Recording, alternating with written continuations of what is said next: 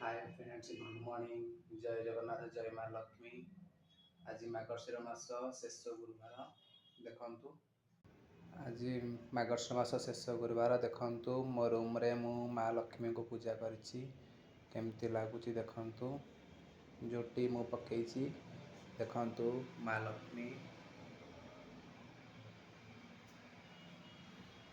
देखो सांग मैंने केमती लगुच, माँ केमती लगुच आज लास्ट गुरुवार रे।